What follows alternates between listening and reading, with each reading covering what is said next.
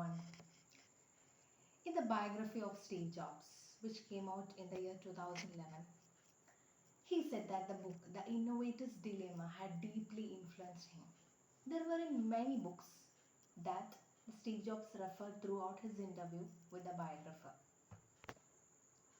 So I was curious about the one entrepreneurship book referred by the person who built the most valuable company in the world. Likely, it was precisely because he found out and solved the dilemma he faced. Yes, I'm here to share you about the book I read, written by Christensen M. Clayton, who is a Harvard professor and a businessman. The book was published in 1977 and named The Innovator's Dilemma. It is a business classic that explains the power of disruption, why market leaders often set up to fail when the technologies and the industries change, and what the incumbents can do to secure the marketplace they had before. Let me explain you with an example. Let's assume a well-established technology company, and this company has been the market leader for decades. But one day the company went out of business, and in the past 1 year the company lost almost all their customers to a competitor with a disruptive innovation. From a normal point of view, we think that the company didn't do anything wrong. Somehow they lost the market and they lost the competition so badly. We don't know why the company failed because they did everything right. Now, to understand what happened with our company, we must know two types of innovation, that is disruptive innovation and sustaining innovation. So this is the first concept I'm going to explain you in this video. So telling about sustaining innovation. Sustaining innovation embraces the product performance based on the features valued by the customer base. It is driven by the existing market demand, but it can ultimately fail the company. I'll come to that point. And the disruptive tech innovation often involves lower performance in many product features. It is born in the niche market that's neglected by a large group of customers. Disruptive innovation is an unproven opportunity, but it can be the future of company, and this is the core of innovator's dilemma. So now we know that what happened to the company who was the market leader for decades missed the opportunity for the disruptive innovation.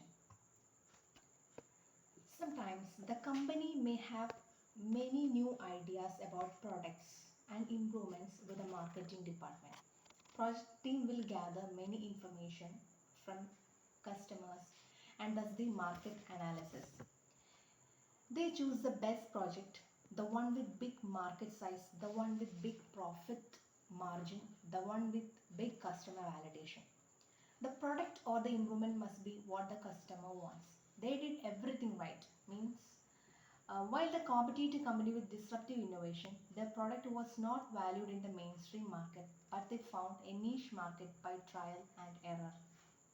As their product improved, the competitor managed to grow in the niche market and encroach into the customer base of the company. So our company defended the customer base. However, in the new market, they hadn't developed any competitive advantage and they were too late. In history, the same happened with many great companies. They failed because the very management practices that made them the market leader also made them extremely difficult for them to develop the disruptive innovation. To understand the difficulties, we need to understand the concept of value market. This is the second concept I am going to explain. Value network is a context within which an organization is established to get what it values. For established companies, the revenue from their lead customer is a value they are after. The highest performing company has a well-developed system, including the organizational structure, the capability, the operation, the partnership, and the management. This is a value market. There are three principles of disruptive innovation. the managers can harness these principles to their advantage. First, customers effectively control the patterns of resource allocation in a well run companies. We should give the responsibility for the disruptive innovation to organizations whose customers need them. The organization could be simply a spin off from the company. Small markets don't solve the growth needs of large companies. We should match the market size to the size of the organization and place disruptive innovation projects in an organization small enough to extract about the small markets. The market of the disruptive innovation may not exist and can't be analyzed instead of justifying the impact of the project. Let's have a quick summary with why our company can fail when they are confronted with the disruption. The business exists in a value network that shapes leaders' decision. It could blind them to the disruptive innovation and lose the future of the company.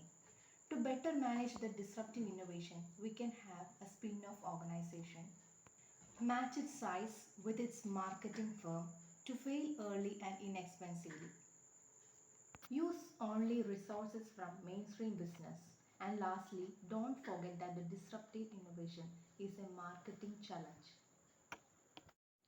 To sum up, I have explained about the three concepts in this book, namely disruptive innovation and sustaining innovation, the concept of value network, and the three principles of disruptive innovation.